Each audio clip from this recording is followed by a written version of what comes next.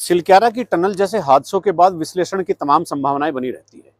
और ये संभावनाएं बनी भी रहनी चाहिए और विश्लेषण होने भी चाहिए, क्योंकि ये कोई बड़ा हादसा तो है, लेकिन ये नेशन प्राइड का मामला है। और टनल के मामले में हम जब इतना काम कर रहे हैं, इस समय हिमाचल, उत्तराखंड और जम्मू कश्मीर में तीनों जगह तकरीबन 3.5 लाख करोड़ की टनल अगर बन रही है, तो ये एक मामूली बात नहीं कि एक टनल में 41 लोग पिछले 9 दिन से फंसे हुए हैं और हम उनको निकाल पाने में कामयाब नहीं हो पाए हैं। कुछ सवाल तो उठते हैं और सवाल सुलगते हुए भी उठते हैं कि क्या इसकी पृष्ठभूमि रही होगी, किस किस तरह की कमियां रही होगी, और बुनियादी तौर पर ये जानने का सबको हक है कि व्यवहारिक तौर पर किस तरह की खामियां इस सुरंग के का बैकग्राउंड बनाने में, उसका आधार बनाने में रही होंगी। और ये जानना भी चाहिए और इसका जवाब भी मिलना चाहिए, अन्यथा एक कॉम्प्रिहेंसिव जांच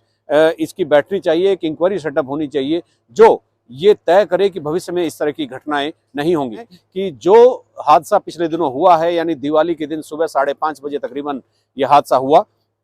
और 5:30 बजे के बाद 2-3 घंटे बाद जब ऑपरेशन शुरू हुआ, उसके बाद से अब तक जब 9 दिन पूरे हो गए हैं तकरीबन, अभी कोई परिणाम सामने नहीं आया है।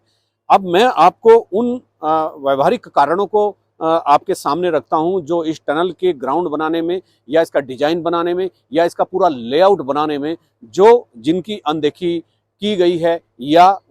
ऐसा भी हम कह सकते हैं कि वैसा नहीं हुआ जैसा होना चाहिए था।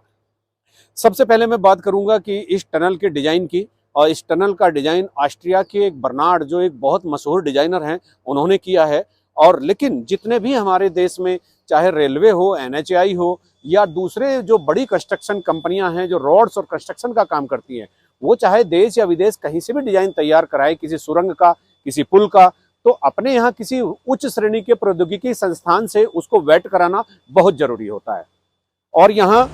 NHIDCL ने ये काम नहीं किया। उन्होंने बर्नार्ड से, ऑस्ट्रिया से, बर्नार्ड साहब से एक डिजाइन बनाया और उसको यहाँ ला करके लागू कर दिया। होना ये चाहिए था कि IIT रुड़की या किसी अन्य प्रौद्योगिकी संस्थान को उसका परीक्षण करने के लिए देना चाहिए था और उनकी सहमति भी प्राप्त की जानी चाहिए थी। नंबर 2, दूसरा सुलगता सवाल ये है, और जो एक जांच का विषय बन सकता है, कि ये EPC प्रोजेक्ट है। EPC प्रोजेक्ट हमारे देश में बहुत व्यवहारिक नहीं है। EPC प्रोजेक्ट को अगर मैं आपको सरल भाषा में समझाता हूं तो ये है कि इंजीनियरिंग, प्रोक्योरमेंट, कंस्ट्रक्शन, यानी हम किसी भी एजेंसी को, किसी कंपनी को 100 करोड़, 1000 करोड़, 2000 करोड़, 5000 करोड़ रुपया देते हैं और हम उनसे कहते हैं कि भाई आप जो है ये काम कर दीजिए, और हमें उसकी क्वालिटी, उसके मटेरियल, उसकी दूसरी चीज़ों से कोई ताल्लुक नहीं रहता। तो जब ऐसे में हम किसी को थोक में एक ठेका दे देंगे कि भैया आप 5000 करोड़ रुपए लीजिए और ये प्रोजेक्ट पूरा कर दीजिए, तो आप ये समझिए कि वो कोई भी हो, वो व्यक्ति हो, संस्थान हो, कंपनी हो, एजेंसी हो, वो पैसे बचाने का काम करेगी और पैसे बचाने की कोशिश करेगी, तो उससे वहां पर क्वालिटी से समझौता होगा। तो यही काम हुआ है यहाँ भी, और यहाँ पूरा का पूरा ठेका NHIDCL को दे दिया और उन्होंने एक दूसरी कंपनी को काम सबलेट कर दिया, और वो काम अब आपके सामने है। 41 जिंदगी अंदर सिसक रही है। नंबर 3, ये एक स्पेस का भी मामला है कि ये जो टनल का जो स्पेस है, इसकी चौड़ाई तकरीबन 14 मीटर है। जोशीला में भी जो टनल बन रही है, उस जोशीला की टनल का भी की जो चौड़ाई है वो 12 मीटर है। खास तौर पर, अमूमन तौर पर और आम तौर पर जो इस तरह की टनल्स होती हैं, वहां 12 मीटर से ज्यादा की टनल नहीं बनाई जाती। और अगर हम इतना चौड़ा टनल को बना रहे हैं 14 मीटर, तो वो हमेशा के लिए एक खतरा बना रहता है। अगर जोशीला की टनल 12 मीटर की है, तो ये 14 मीटर की क्यों हुई, ये भी एक इंक्वायरी सेटअप होनी चाहिए। और ये पता लगाना चाहिए कि यहाँ एक की बजाय 2 भी टनल हो सकती थी। जब ये कच्चे पहाड़ हैं, इनके साथ इस तरह का खिलवाड़ आखिर क्यों किया जा रहा है। तो एक, जैसा मैंने आपको बताया कि जो डिजाइन था वो किसी प्रौद्योगिकी संस्थान से बैठ नहीं हुआ। नंबर 2, इसको EPC मोड में लाया गया, और EPC जो प्रोजेक्ट है अपने यहाँ बहुत ज़्यादा व्यवहारिक नहीं है। और तीसरा, इसकी जो चौड़ाई है उसको लेकर के भी सवाल उठ रहे हैं। तो ये एक बहुत ही महत्वपूर्ण विषय है, जो ये इस तरह के सवाल खड़े हो रहे हैं, तो इनका जवाब कहीं ना कहीं देना चाहिए, अन्यथा एक कॉम्प्रिहेंसिव इंक्वायरी सेटअप होनी चाहिए जो इन कारणों का सबको पता लगाए और आगे के भविष्य में इस तरह के प्रोजेक्ट को, इस तरह के हादसों का सामना ना करना पड़े, लोगों की जान उसमें ना फंसे। तो ये देखने वाली बात होगी, इसको एक बार हमें देखने की जरूरत होगी।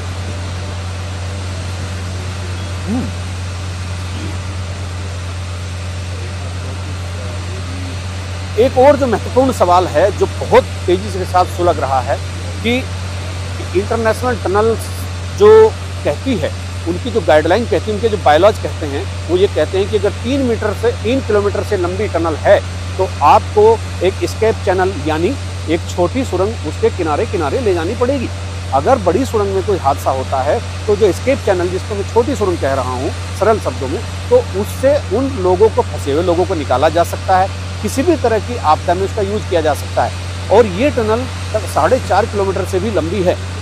और अगर 3 किलोमीटर की टनल से ऊपर ये सारी चीज़ें होनी चाहिए, एस्केप चैनल होना चाहिए, छोटी सुरंग होनी चाहिए, तो यहाँ ये क्यों नहीं हुआ, ये एक बड़ा सवाल है। इस पर भी एक इंक्वायरी सेटअप होने की एक ज़रूरत महसूस की जा रही है। अगर ये सारे कामों को कर लिया गया होता तो ये जो 5 प्लान पर हम काम कर रहे हैं, कल भी बताया गया, आज भी नितिन मंत्री ने बताया, तो 5 जो प्लान काम कर रहे हैं, इन 5 में से किसी भी एक भी प्लान की ज़रूरत नहीं होती, और ये प्रोजेक्ट पूरी सक्सेसफुली ये पूरा होता, और ये जो 27 किलोमीटर की गंगोत्री यमुनोत्री की यात्रा के बीच की दूरी कम हो रही है, ये आसानी से हो सकती थी। लेकिन ये जो सुलगते सवाल हैं और व्यावहारिक तौर पर जिनको हम ये मानकर चलते हैं कि ये होना चाहिए था, उनके जवाब तो कंपनी से मिलने ही चाहिए। अन्यथा बस एक ही विकल्प है कि एक कम्प्रिहेंसिव इंक्वायरी का सेटअप होना बहुत ही जरूरी है।